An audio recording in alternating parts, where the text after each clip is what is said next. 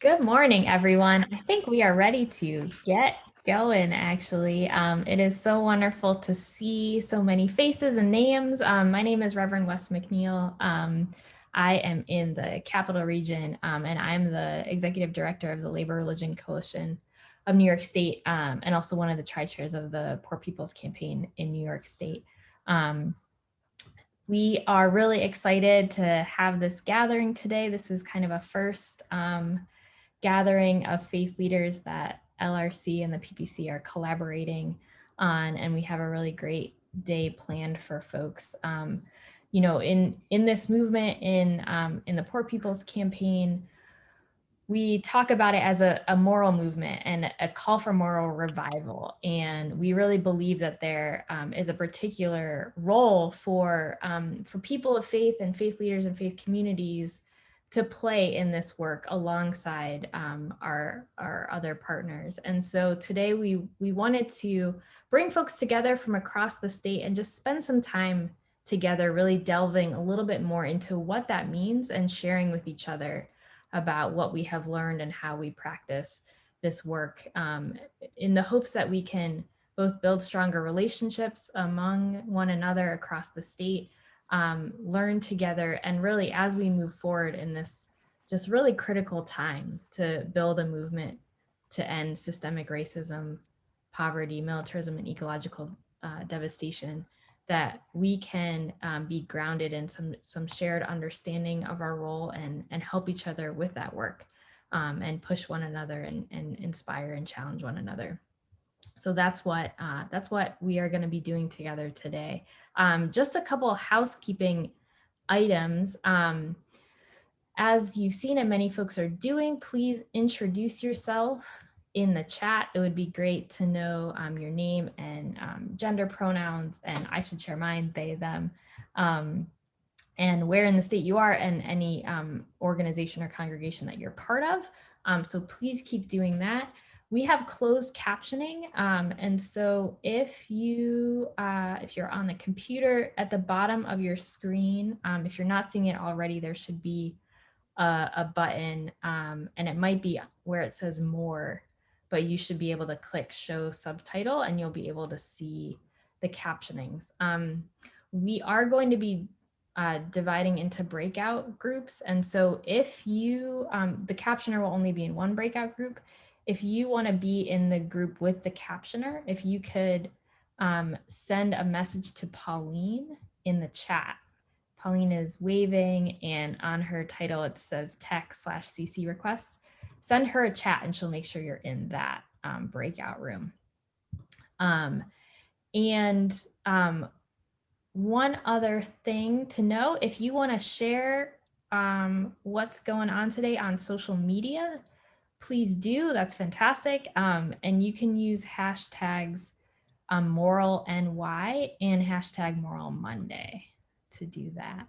And I believe that is it. I'm going to hand it over to my friend and colleague, Kelly Smith. Welcome, everyone. We are, I've already decided, I think the word of today is going to be excited, because that is what's coming to my mind, and it's already been said a couple of times. But we are very excited that you all are here. It is early on a Monday morning, and we know that their Zoom fatigue is real, and yet you have chosen to be with us today. And so we're very, I'm going to use a synonym, thrilled that you have chosen to join us today. Again, my name is Kelly Smith. I use the pronouns she, her. I have been involved with the New York State Poor People's Campaign, basically pretty much since it got started. So for a few years now, I'm on the coordinating committee. I live in New York City, and I'm on the New York City Regional Committee.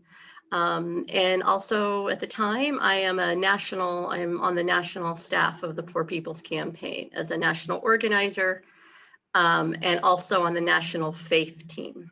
So as Vicki has mentioned, and my friend West has mentioned, this faith work is just incredibly important to us. It is really what drew me to the campaign, was this opportunity to address these evils of racism and poverty and militarism and ecological devastation, all through while tackling this distorted religious narrative that unfortunately has really undergirded and strengthened them all across our nation for so long.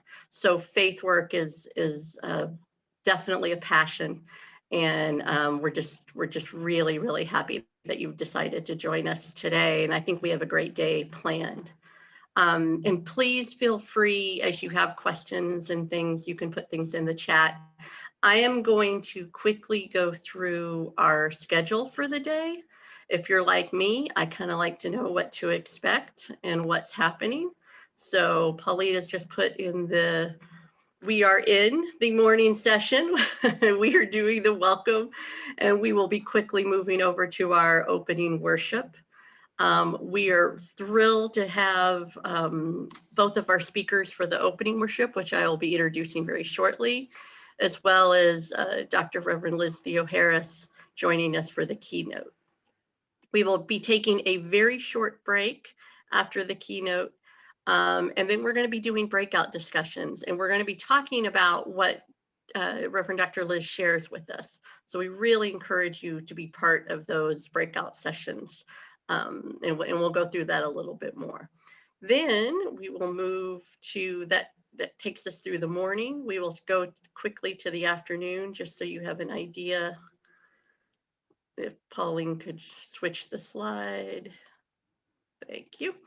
So we'll have a lunch break, and then we will be on at 1 to 2:30 for a great panel discussion by some amazing folks who are going to talk about how their faith shapes their involvement and shapes the work that they do.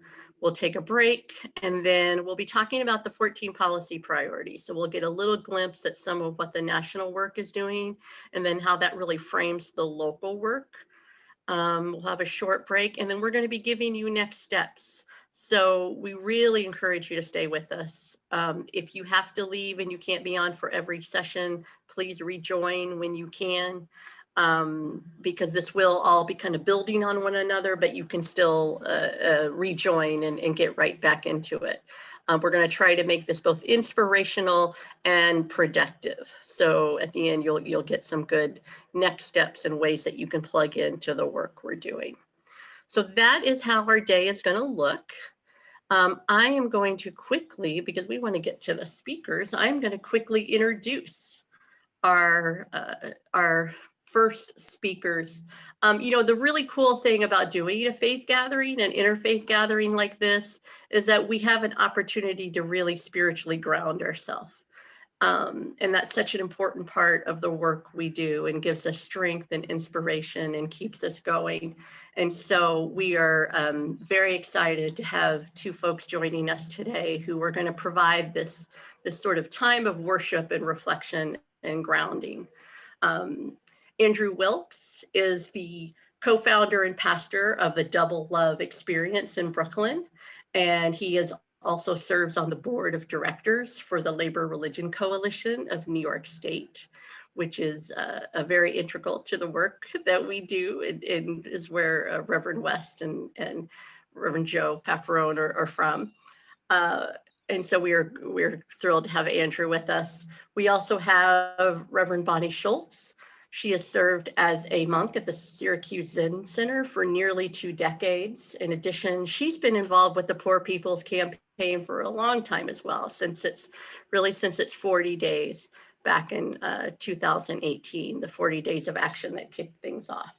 And she is a member of the National Action Network, the Syracuse chapter, and ACTS, a faith-based alliance of communities that is transforming Syracuse. So thank you so much to both of them for joining, and I am going to turn it over to Reverend Bonnie. Thank you. Thanks for asking me to offer reflections and a prayer or chant from my Buddhist tradition, because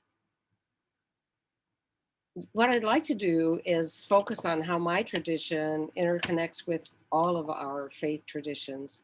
in how we approach actions of social justice. And I want to do that by reflecting on some statements from some of our great Buddhist teachers, and to end with a chant that's a core practice of Zen Buddhists. So first of all, we have a concept called, or an initiative called Engaged Buddhism. Engaged Buddhists draw on the teachings of the Buddha to inform our actions on issues such as war, nuclear weapons, poverty, globalization, criminal justice system, and climate change, very much like the most important narrative of the Poor People's Campaign. Engaged Buddhism was, the phrase was coined during the Vietnam War by a Vietnamese Zen master who's very famous, Thich Nhat Hanh. And so now there are several organizations that are dedicated to this practice of engaged Buddhism. My own organization, the Zen Studies Society, includes an active engaged Buddhism initiative, which was fairly recently created by several of us and endorsed by the Zen Studies organization itself. Eric Michaels is one of my co-members of this initiative. And as part of our initiative, Zen Studies has endorsed the Poor People's Campaign. So that's a little background. Underlying all of these organizations' efforts is the core Buddhist understanding that we are all interconnected. The division into us and not us is a delusion, even though so much of our culture believes in and acts on this delusion. To come to this understanding, we know that we must cultivate awareness in ourselves, even as we act. And this is what our practice is all about. So I'd like to furnish some quotations. First of all, the Buddha himself addressed the underlying issue. A key passage from the Dhammapada states, "In this world, hate never yet dispelled hate. Only love dispels hate." And thousands of years later, this principle was echoed by Dr. Martin Luther King Jr. His Holiness in 2008, His Holiness the Dalai Lama, talks about the growing and great desire for change in the world, that this change must usher in a renewed commitment to ethical and spiritual values, must resolve conflicts peaceably, must employ dialogue and nonviolence, and uphold human rights and human dignity, as well as human responsibility. He says, "I believe that these goals can be achieved on the basis of increased awareness. Let us widen our perspective to include the well-being of the whole world and its future generations in our vision of prosperity and freedom." So there's so many wonderful Buddhist teachers to quote from, but I'll just go to Jan Willis, a wonderful African-American professor and Buddhist. She was, in 1963, she was able to be a part of the Birmingham campaign for civil rights that was led by Dr. Reverend King. She said it was a really hopeful time because everyone felt buoyed up by as a part of a larger community. And that hopelessness set in after all of the assassinations. And that hopelessness seemed to continue over years. And so she says today, we need to rekindle hope again. She says, "The thing I've learned about hope, however, is that it grows from action, not just from thought. If we wish to see an enlightened world of peace and justice for all, we have to move beyond merely imagining it to nonviolent actions, however small, that help to usher it in." So as you can see, we really resonate with all of the other faith traditions that are underlying this moral majority initiative of the Poor People's Campaign. Zen Buddhists end almost all of our meetings by reciting our great vows for all. So this chant goes like this in English. However innumerable all beings are, I vow to save them all. However inexhaustible delusions are, I vow to extinguish them all. However immeasurable Dharma teachings are, I vow to master them all. However endless the Buddha's way is, I vow to follow it. So I'd like to end with another statement by Donald Rothberg and Hozan Allen Sanauke. They say, socially engaged Buddhism is a Dharma practice that flows from the understanding of the complete yet complicated interdependence of all life. It is the practice of the Bodhisattva vow to save all beings. It is to know that the liberation of ourselves and the liberation of others are inseparable. It is to see the world through the eye of the Dharma and to respond emphatically and actively with compassion. So let us move forward this day, understanding our deep, deep interbeing, our deep interconnection and interdependence. Thank you so much.